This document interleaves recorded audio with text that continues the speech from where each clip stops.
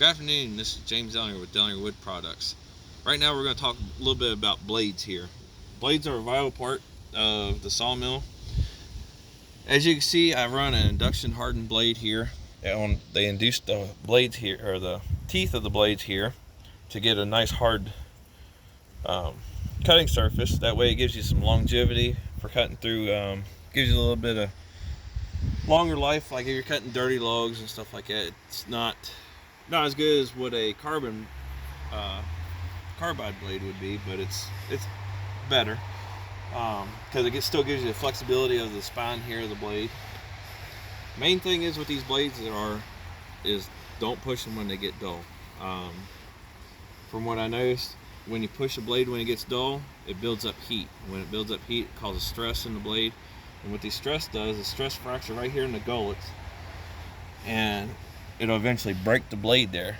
So a lot of times when you're sharpening, you have to, part of it is to get that too sharp, but it's also, you got to grind out all that stress that's in that gullet there, all the cracks and stuff like that. Otherwise it just migrates all the way through the blade and eventually break it.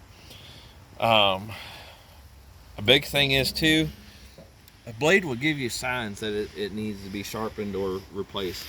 If you look back here in the sawdust pile, what you'll see is, you see the bigger fines of sawdust. If it's throwing out really fine sawdust, that gives you an indication that the blade's dull.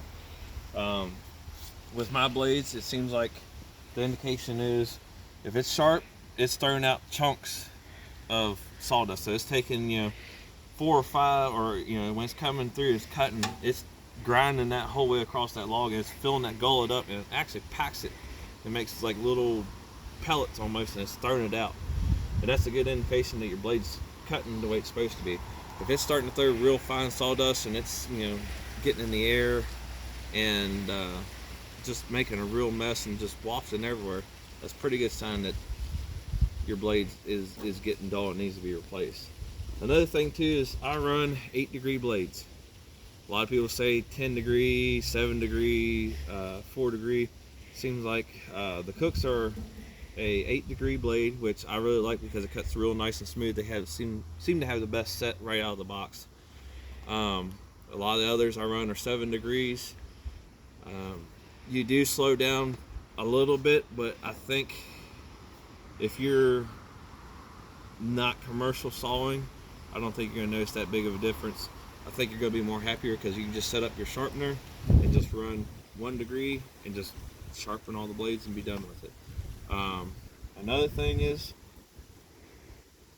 with these blades, you really have to pay attention to keep them nice and slick, and that's why I like the diesel lube system here, is to keep them from rusting and pitting. This blade was kind of rusty when I put it on because it sat out here for just a little bit and it got rust from being rained on.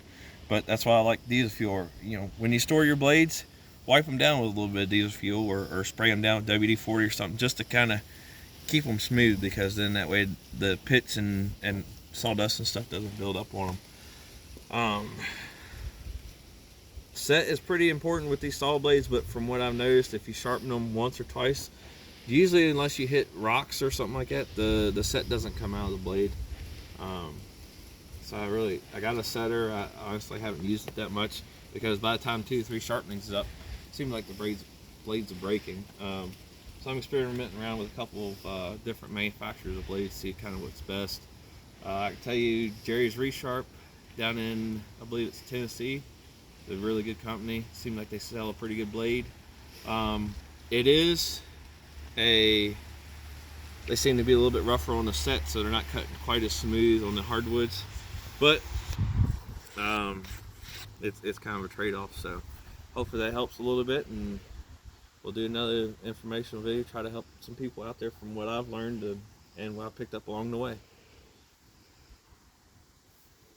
Thank you.